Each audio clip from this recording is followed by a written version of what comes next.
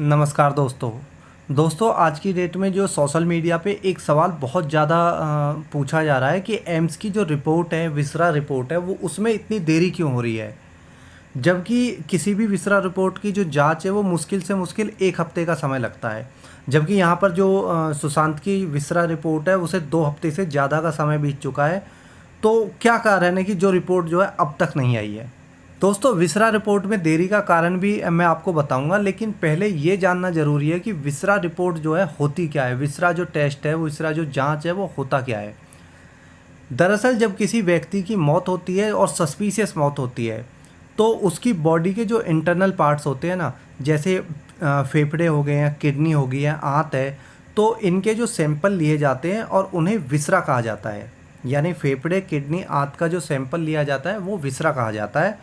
और बॉडी के इन्हीं पार्ट्स के सैंपल को जो है एक छोटी सी सीसी में रखा जाता है और जांच के लिए लैब में भेजा जाता है। अब बात करता हूँ कि कितने % सैंपल ज़रूरी होता है जांच के लिए।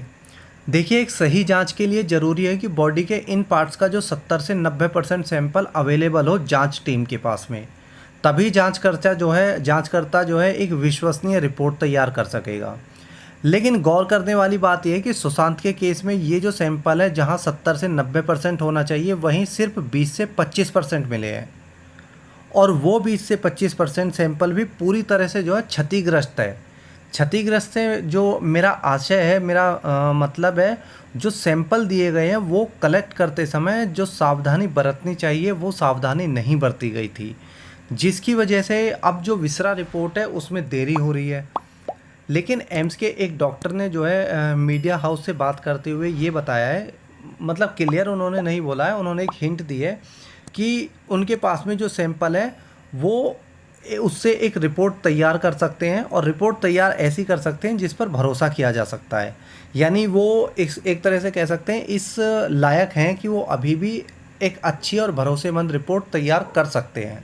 इसके साथ ही एक बड़ी खबर एम्स से जो है ये भी आ रही है, एम्स हॉस्पिटल से, कि डॉक्टर्स की जो टीम जैसे जैसे जांच कर रही है तो वैसे वैसे टीम को जो है चौंकाने वाले परिणाम मिल रहे हैं। चौंकाने वाले परिणाम इसलिए कि अब तक की जो जांच डॉक्टर्स की टीम ने की है उसमें ये पाया है कि सुशांत की जो हत्या हुई है वो एक नए तरीके से उसका मर्डर किया गया है, एक नई तरीके से मौत दी गई है उसको। और उसी नई तरीके की वजह से जो है मौत का समय अब तक डॉक्टर पता नहीं लगा पा रहे हैं। डॉक्टर्स की टीम भी इस बात को मान रही है कि सुशांत की मौत 14 जून को तो नहीं हुई, लेकिन 13 जून को कितने समय के बीच में डेथ हुई थी ये जो है अब तक क्लियर नहीं हो पा रहा है। विसरा रिपोर्ट में जो है एग्जैक्ट टाइम का पता नहीं चलता है, लेकिन 3 से 4 घंटे के बीच का जो टाइम गैप होता है वो ज़रूर पता चल जाता है। और इसी टाइम से इस टाइम के बीच में जो है डेथ हुई है ये क्लियर कर लिया जाता है कि 4 बजे से 8 बजे के बीच में, ये 3-4 घंटे का टाइम जो है पता कर लिया जाता है। लेकिन अभी तक वो टाइम जो है पता नहीं हो पाया है। ये एक बहुत बड़ी चौंकाने वाली बात है। वैसे खबरें ये भी आ रही हैं कि अगले 3 से 4 दिनों के बीच में जो है रिपोर्ट आ सकती है डॉक्टर्स की तरफ से, और जो सारा केस ही अब विसरा रिपोर्ट पे टिका हुआ है, तो जांच एजेंसी भी जो है उसी हिसाब से आगे जांच करेंगी जैसे ही वो रिपोर्ट आती है। इसके साथ ही सुशांत को इंसाफ मिलना या ना मिलना भी इस बात पे निर्भर करता है कि जो रिपोर्ट आएगी वो किस तरह की रिपोर्ट आएगी, या उस रिपोर्ट में जो है क्या बताया जाएगा, क्या मेंशन होगा, सुसाइड होगी या होमिसाइड होगी।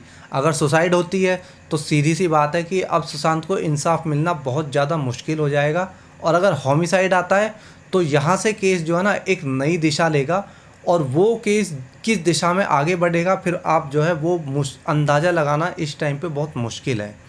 तो उस रिपोर्ट का इंतज़ार ना सिर्फ जांच एजेंसी को है, बल्कि जो सुशांत के फ़ैन हैं, जो सुशांत के इंसाफ के लिए मांग उठा रहे हैं, उन लोगों को भी उस रिपोर्ट का बहुत ज़्यादा इंतज़ार है।